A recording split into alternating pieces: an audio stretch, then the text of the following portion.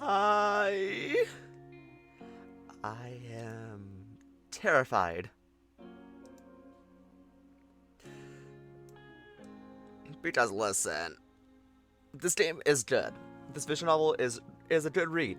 It's a good read. I understand. I'm just afraid of the inevitable torment these characters are going to face. Yeah, exactly. Mama, Brian behind you. Uh, oh my god, I'm so afraid for them. Devin, don't trust this bear. Don't trust that bear. You're gonna take your unconscious boyfriend to him? No! No! Run! Run! Well, no use delaying it. Let's just continue.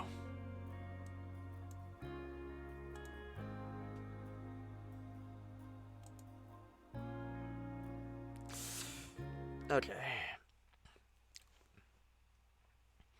This is gonna be fun. Cameron's agony had seemed as if it might last forever. The feeling of suffocation going on and on. But after an immeasurable amount of time, the fingers over his mouth and nostrils had dissolved into the blackness.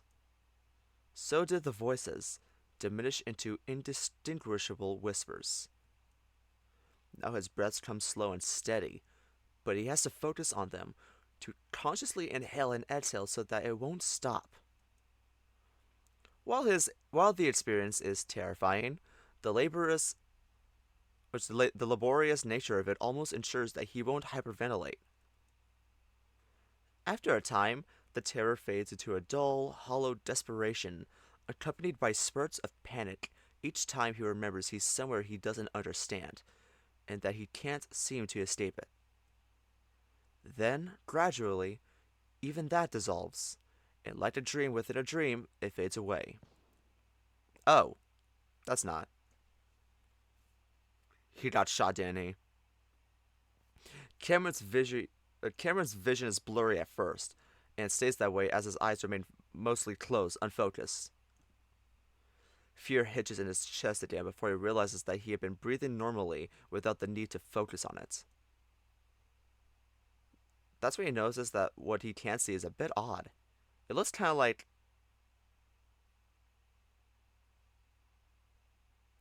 himself. Oh my fucking god! Did he get strapped like Chase? Cameron stares, still feeling groggy and out of it, trying to make sense of what he's seeing.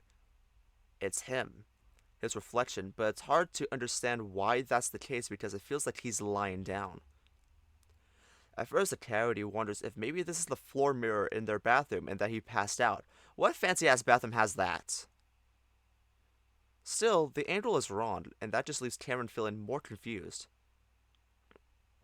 The coyote closes his eyes again, trying to remember what happened last. He also begins to wonder why he's lying on something soft instead of the cold tile of the bathroom. Nothing makes sense. So he does the only thing he could think to do at this moment. Dev? He hears something shift around next to him. Cameron tries to clear his throat, but it's bone dry, so he swallows instead. Dev? Shit.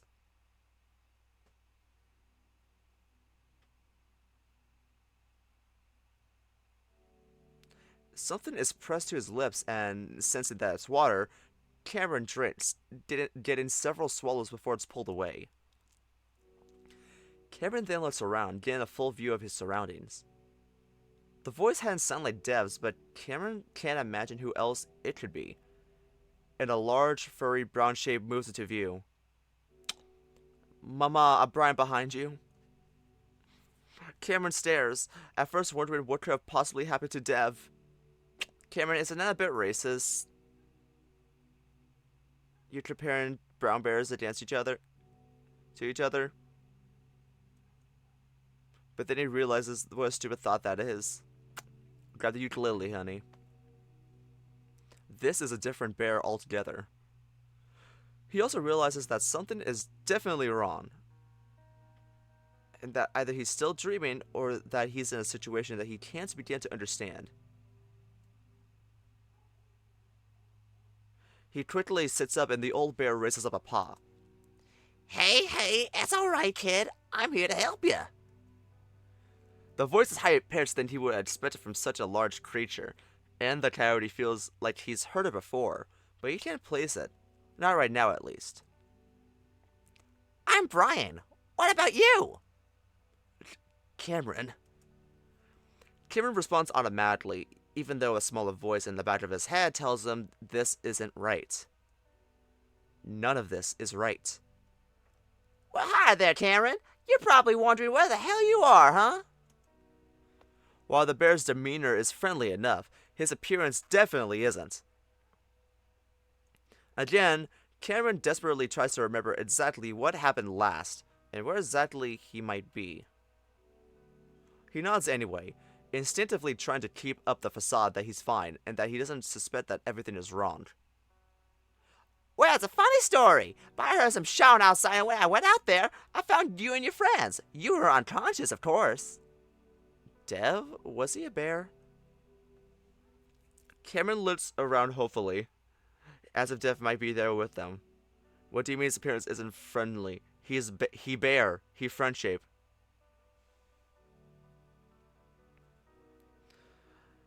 If it was the art from Echo, you wouldn't say shit. But just because it's Paintfox design Brian, all of a sudden, oh my god, I'm gonna fall in love with this serial murderer, slightly necrophilic bear. Like, get the fuck up, dude. It's only then that he realizes they're in our trailer, and fragments of what happened recently start to come back to him. Well, the trailer looks a lot more cleaner than what we saw in Echo.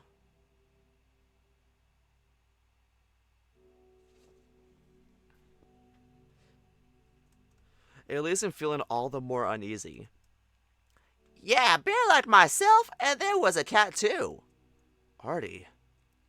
The memories of the past day and a half come back to the coyote slowly, and with it comes a feeling of anxiety and dread. Either he's in trouble, or he was in trouble, and somehow this bear is here trying to help him. Well, I didn't get his name. He ran off just as I was standing there. Where's Dev? The bear, I mean, is he here? Yeah, about that. The bear shifts around on the bed he's sitting on, making the spring squeak. What happened is after the cat ran off and you were unconscious, your bear friend, Devin, right? He decided to make a run for the highway to get you help. Cameron stays quiet as he tries to absorb that.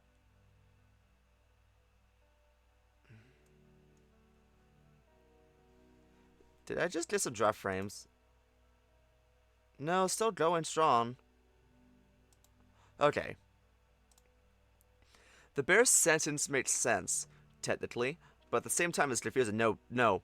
Artie did not run, and Devin did not go get help. He fucking trapped them. Don't trust this bear. Never trust this bear. Why would Devin leave him here alone with this bear? Exactly. Use your fucking brain, Cameron. It's been a minute. Your high should have come off by now. Think logically. Now Cameron remembers that they were on a trip of some kind. A trip to Echo. The voice, the trailer. Cameron starts looking around again, trying to spot a shotgun, because now he's starting to realize who this might be. He comes up short, at a complete loss. What he wants to say is that he wants to see Dev, but if what the bear said is true, there's not much he can do. Does Devin know I'm here? Of course he does. Seemed real worried about you. Said he would have had the cat get help, but we're not even sure where he ran off to. Why'd he run? Well...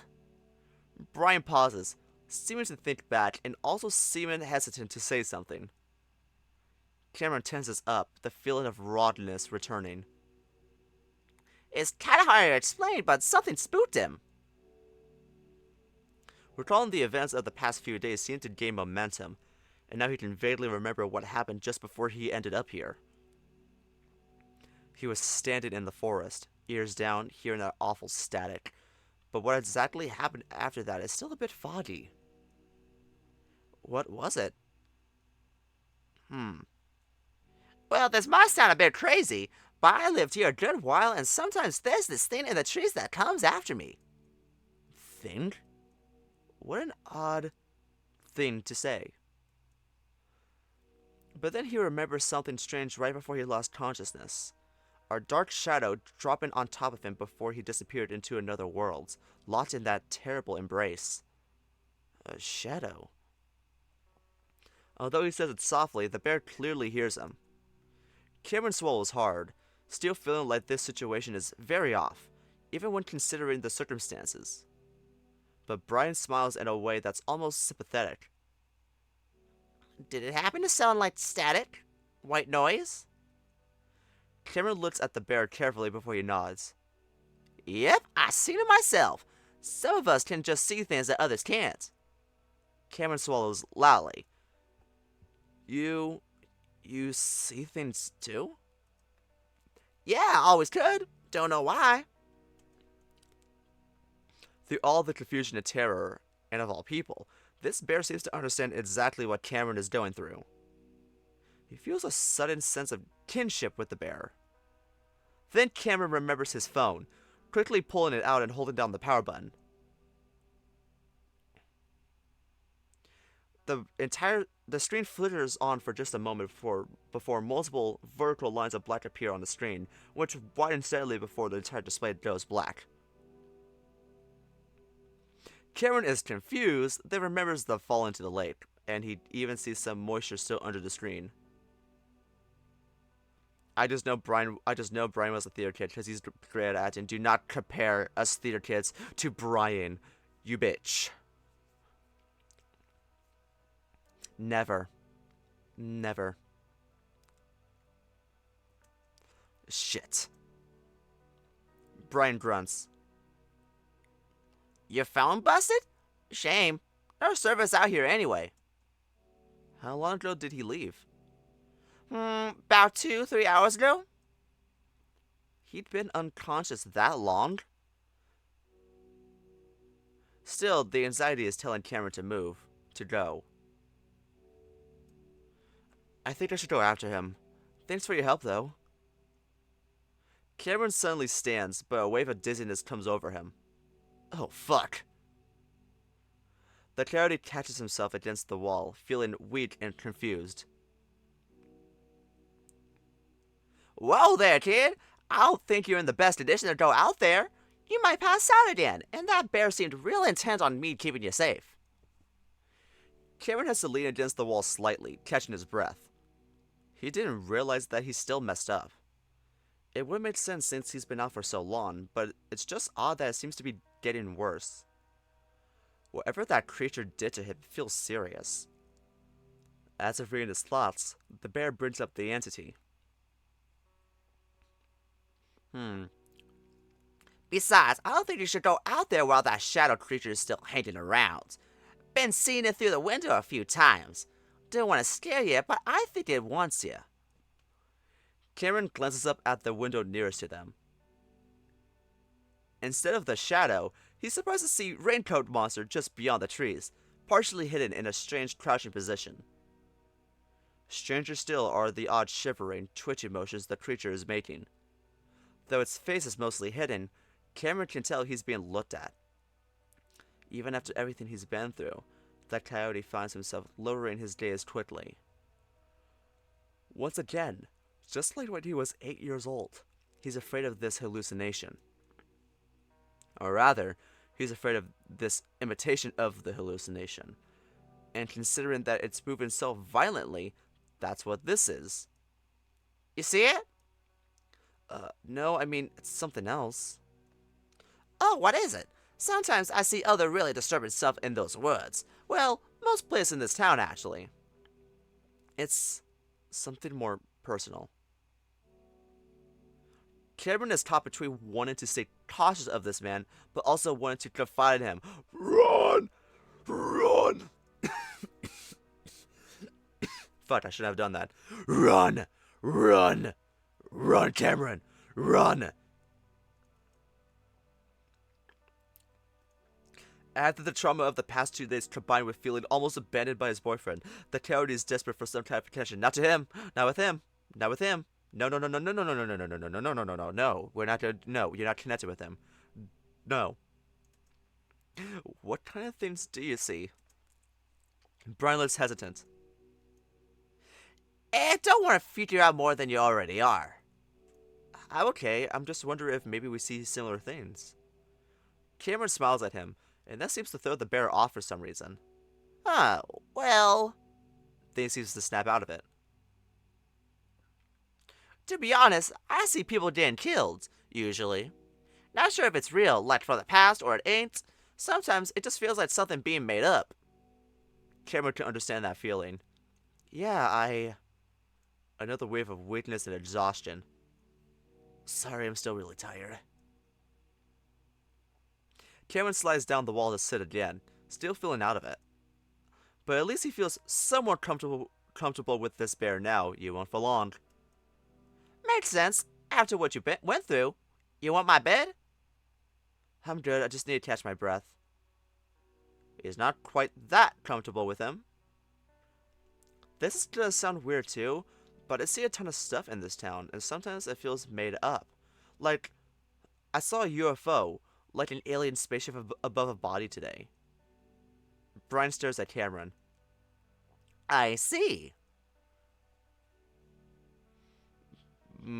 Cameron, you should have kept that to yourself. Just as he was beginning to feel comfortable, the coyote feels himself back on edge. Did he say something wrong? I mean, I don't know if it was a UFO, but it looked... You're fine, kid. It's just that I hadn't known anyone else that's seen something that I've seen too. It was on that dirt road, right? Circular shape with a bunch of red lights on it? Cameron puts up. There's little question in his mind now that this bear is definitely like him. Well, not really, but... Yeah, and like...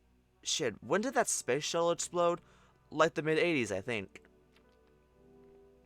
This time, Brian lets out a little laugh of surprise, and maybe a little disbelief as well. 86 to be exact. Damn, that's crazy. I've met a few people like you, but you're on a whole new level, kid. Cameron stares back, briefly wondering if he's still dreaming all of this. It's almost too jarring trying to understand how he ended up here with this bear. But if it is a dream, it's not the worst one. Can you help me find Devon? Maybe you could take me up the road to the highway and we could catch up to him. The bear leans back, scratching his head. I don't know about that, kid. He took off at the good pace, and I'll bet he's probably already reached the highway by now. Probably in the process of alerting the authorities. Cameron twists the hem of his shirt in his paws, feeling a sickening growing knot of worry in the pit of his stomach. He just wants to go, to run and find Dev and escape the town with him. But the threat of what's out there is very real, and Cameron does not want to repeat what happened out there in the forest. And apparently, Dev already escaped without him. It makes sense why he had to leave him behind, but that doesn't mean it doesn't hurt. He didn't leave. He didn't leave. I don't trust this motherfucker. Only now are the memories of what happened during his blackout returning, and only now does he remember how it felt like being in hell. Can that shadow creature get in here? Nah, it seems to avoid the trailer. Don't know why. You okay? Cameron rubs his eyes with both paws. I don't know. His increasingly heavy breaths prompt Brian to crouch in front of him, patting his shoulder roughly. Hey, you're fine. I'll make you something, okay? How does some tea sound? That always calms me down. The pat jolts the coyote back to wakefulness, and he nods, if only to get the bear to focus on something other than him. Do not drink the tea. Don't drink anything he offers you. Don't eat. Don't drink. I don't know. Don't even breathe at this point. I don't know. You could have some chloroform. Okay. Great, I'll get started on it, then. Just relax for now.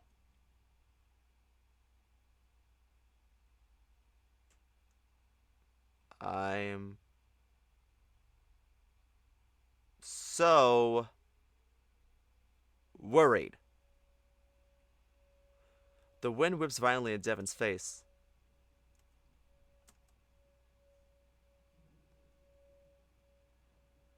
It's powerful enough that he can barely breathe. The ominous sound of the sirens were really the only thing that guaranteed he'd be home as soon as he possibly could be. He always took their warning seriously, because what they warned of always terrified him. So now, in this haze of pain and horror, he wonders why he didn't heed the warnings. The mild white tornadoes that rip across the plains of his home state evoke a primal fear in him that few other things do. He felt that fear moment. He'd felt that fear moments before his world became a real flat red flash of pain. Before he saw Artie crumple lifeless to the ground at the same time a pop echoed through the air. Before he was made to drink from the plastic bottle of water the other bear had brought out of his trailer. And before his paws were tightly bound above his head. As Devon briefly comes to in the red glow of this metal container he's in, to the sound of metal chains and the feeling of cramped heat, he knows he should be doing something. He should be helping someone he deeply cares about. Lupita, Artie, Cameron. Cameron. His voice is rough, dry, on the verge of breaking. His chest feels as if it's being crushed. Devon sinks back into the darkness, even while his mind roils in terror. Even as the Fi tornado continues to bear right toward him.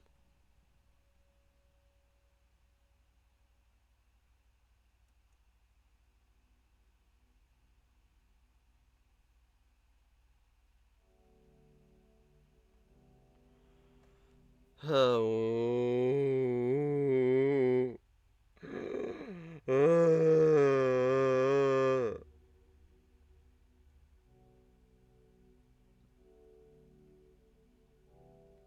Let's continue.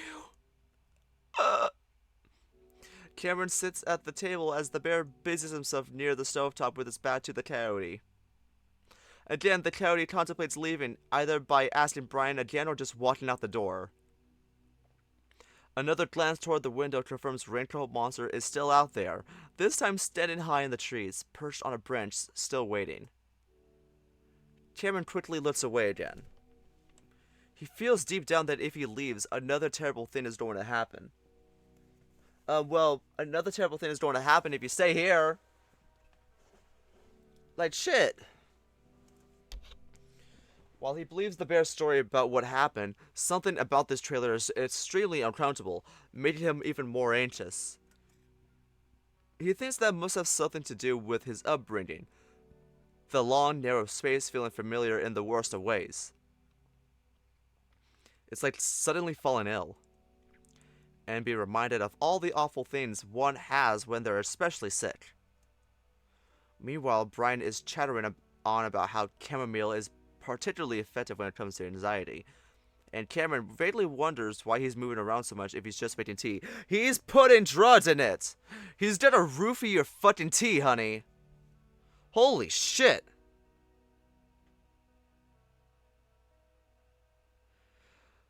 Ugh. I'm so worried. Mostly though, Cameron is trying to think clearly, get his thoughts to line up correctly through the fog if he still feels cloud in his brain. It's making him extremely tired, and a couple of times the coyote is convinced that he's still dreaming. It's almost like he's high again, but without any of the positives of being high. His anxiety is already calming down though, despite the worry that whatever was in the forest might have done some kind of damage to his brain. He focuses his thoughts on Devon, trying to think clearly. would the bear really leave him alone like this? He could have at least left him a message to let him know that this is what he wanted, that Cameron is safe in this situation. But Cameron also knows that wouldn't have been all that practical. If Devon was really in a hurry, which he definitely would have been, he would have left him behind if he knew it was for the best, and if he knew the situation was safe. There isn't really a way he could have left a message anyway, except for maybe a text, but with no phone and no service. If this Brian guy really wants to help them though, he should have gone to the highway instead. He has to have a car, right? It's not like he can just survive out here in an old trailer. Cameron fixes his face into a pleasant smile, knowing that it seemed to set the old bear at ease whenever he did. Do you have a car? Brian, seemingly absorbed in what he's doing, glances back. Oh, well, I kind of share a truck with another guy in town. He happens to be out of town with that truck right now. Of course he would be, right? Oh, okay. Brian smiles at him again. I can see why Daniel likes you. You're a friendly kid. Oh, you mean Devon? Shit, yeah, the brain doesn't remember things like it used to. You're fine. Cameron stares at the table, feeling like that exchange was very strange, but it's hard to think through the cloudiness. Despite the dull anxiety, the feeling is worrying him more and more. I'm actually feeling really weird. I'm so tired. Well, considering what happened to you, that made sense. Not to pry, but do you do any drugs?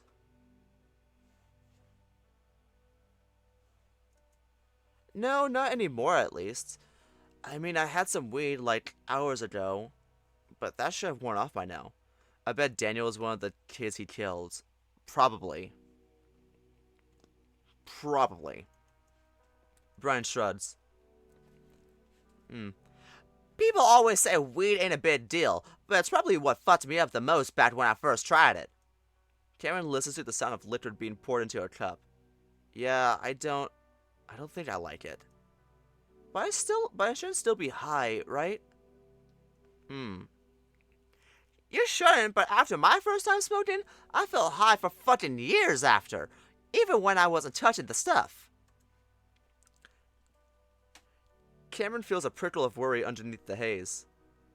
Years? Also, quick disclaimer, I forgot a lot of details about the game, so don't worry about spoilers. I'm just theorizing. Oh, don't worry, I'm not worried. Yep, it's what's it called? Depersonalization? Made me feel like my own paws were my own, and everything looked all weird and distorted, like a filter was in front of my eyes. Cameron vaguely recalls some of his own friends describing the exact same thing, even when their trip was supposed to be over. He'd experienced it himself while he was under the influence of various dissociatives. Having the same experience while he's supposed to be sober is borderline terrifying, though. Weed does that? His worry and panic breaks through the surface for a second, and he feels like, for that moment, he surfaced from the muddy depths of his confusion before slipping back under. Hey, Ben! Welcome.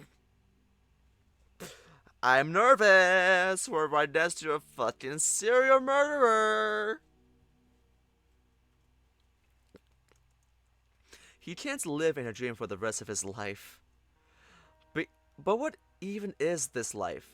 Sitting there in a trailer with an old, slightly smelly bear. Oh, slightly smelly? I mean, that's kind of an improvement compared to regular smelly Brian from Echo.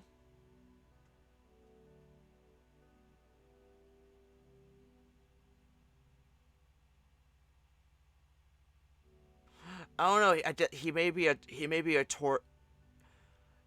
a torturer, but at least he's cleaned up his act. Like I said, the trailer looks great, looks better compared to what we saw in the Echo game. Slightly is doing a lot of heavy lifting there. Yep, it is. #1 heavyweight champion. Well, in what a way once I stop thinking about it. How did he even get here again? Where's Dev? Oh shit.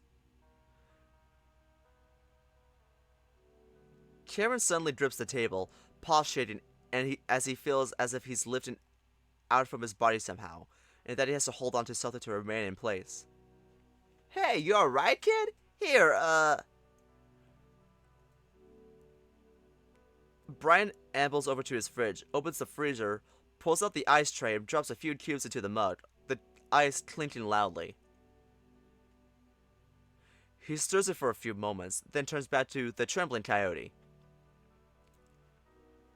Hope we don't mind the ice, but it should be cool enough to drink now. Still confused and terrified, and just wanted something to do, to focus on, Cameron reaches out for the mug and the bear is holding out for him. He takes it in a trembling paw, gulping it down. You know what? This calls for a water break as well. At least mine isn't fucking laced.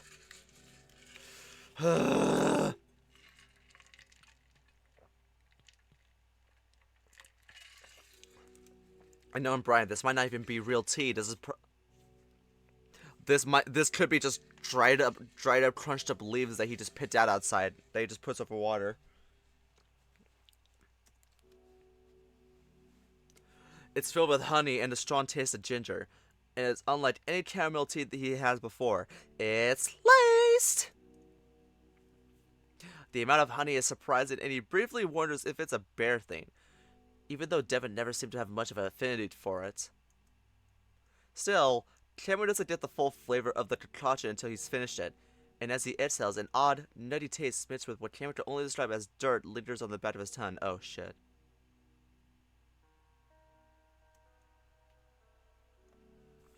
Speciesism detective? Literally. Cameron, why are you racist?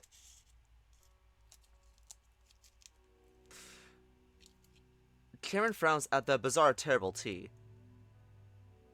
He can't help pulling a face as he looks into the mud. A thick, round glob of honey remains at the base while dark particles slowly collect around it. Shit. It's distracting enough that his panic attack is terminated before it can really begin. Brian laughs. Sorry about that. I like to add in kava root to soothe anxiety, too. Should have warned you. Oh shit! Oh shit! Oh no, he had kava root? That's not good. Well, you can take kava root, but like, I bet you put like a lot in it. I bet you put like so much in it, because that shit's gonna knock you out. It's like a natural roofie. You know what? This is the perks of having a sibling who's very into like various like vitamins. Because once you learn about shit like this, you start to pick it up a lot more. Cameron had thought the taste was somehow familiar, but he supposed that any kind of root would have an earthy, bitter taste. Oh, it's okay, just wasn't expecting it. I read about kava a few times when I was looking for ways to help with anxiety. Never tried it though. Well, get ready for it to change your life. It got me off all of my chill pill meds. I do have some leftover bars if you need something stronger, though. Xanax? I'll wait and see. Well, that would be nice. Cameron already feels like falling asleep, so it doesn't seem like the best idea. Huh. While he mostly believes this bear story, he doesn't want to be completely unaware of what's happening right now. Literally, at the same time this is happening, I was letting my friend from work know that like for some reason I was trying to offer a shift to her because she wants more hours, but it wasn't letting me offer it. So, and then she just asked me, "What the fuck am I doing up so early?" I'm like, "I'm streaming." Also, it's 10. Which, if she is an insomniac, I wouldn't be surprised if this is early for her. I'm guessing you have some experience with it before, huh? Cameron frowns at the table, not sure what to say. He doesn't really want to discuss his past with a stranger, even if the guy seems like he would understand. Brian puts his paws up, like he's showing that he's unarmed. Hey, I don't judge, kid. I was into that lifestyle for most of my life before I started turning things around. Uh-huh. While Cameron is still cautious, he doesn't want to make it seem like he's suspicious. It doesn't feel like the best idea to sour things between him and the only other person with him in the middle of the desert. Yeah, I did a bit of everything in middle school and high school. Only thing I got hooked on was opioids, though. Oof, you and half the country, kid. That's a rough one. The tiredness is starting to plateau, if not recede slightly, and Karen feels an odd but welcome sense of empathy towards this bear. It must be the kava kicking in. Brian's face appears a bit more defined and clear, and there's a warmness in his eyes. Oh, no. Yeah, have fun, dude. Okay, I'll be waiting for the text. It was my first drug, too. I experimented with everything else because I was trying to find something less addictive and harmful. Brian shakes his head. That's the problem with it. There ain't that much out there that makes you feel that good. That's what I'm told anyway. I'm not going to enjoy it. I hope you know that. Brian chuckles. I took just one of my dad's hydros and ended up puking my guts out for hours. Guess I'm lucky that I can't keep him down. Cameron thinks about that, about how nice it would have been if he had become violently ill with whenever he tried opioids, or any drug, for that matter. Yeah, I say that's some good luck. I quit in college and haven't done it since, though. Good for you. Brian gazes down his nose at Cameron, starting to frown. Cameron's ears twitch as he senses a sudden change in mood. Now, I don't mean to bring this up again, but did your, visions get more intense when you did heroin? At first, Cameron wants to correct the bear and say that he's never done heroin, but then stops as he thinks back. Of course, his visions got worse whenever he was on certain drugs, including opioids, but he had assumed back then that they were just agitating his already present delusions. It was only today that he's made the connection between drug usage and hallucinations, or visions. Yeah, actually, and a few times on other stuff too. Does that happen to you? Definitely. Again, feelings of empathy grow in the coyote's chest. There are others like him, just like him. You don't want to compare yourself to Brian. You don't want to compare yourself to him. Oh my god, please. Maybe I'm not going crazy then. I keep going back and forth on that. Brian chuckles a bit. Well, not normal crazy anyway, right? Say. Brian looks carefully at Cameron again, and the coyote is almost distracted by the glow that seems to be emanated from the bear's eyes. Oddly enough, the intensity vivid and defined fur seems to be rippling, as if blown in the wind, even though they're inside he's hallucinating. Is this kava? You ever tried something more trippy, like acid or shrooms? Cameron shifts uncomfortably at the last word. Yeah, both. Acid was fine, but nothing weird happened. Shrooms just kind of fucked me up and I saw all kinds of things. That's too bad. That one could be a real eye-opener. Oh? Cameron isn't sure what else to say, feeling just a bit uncomfortable again. But yeah, most drugs make you see more things. Only ones that don't are stims. It's why so many people here dying to meth. Brian chuckles again, but this time it sounds a bit dark, sinister even. Only problem with that is meth still makes you see shit, but only because it makes you go crazy. Arches and half circles. Yeah. Cameron looks back down at the table. He wonders about his mother again, and if maybe she was like him. Maybe she took the stimulants because she was trying to stop the visions, but ended up starting a wave of hallucinations and delusions instead. Cameron watches the wood grain on the table shift and move slightly, like waves on an ocean.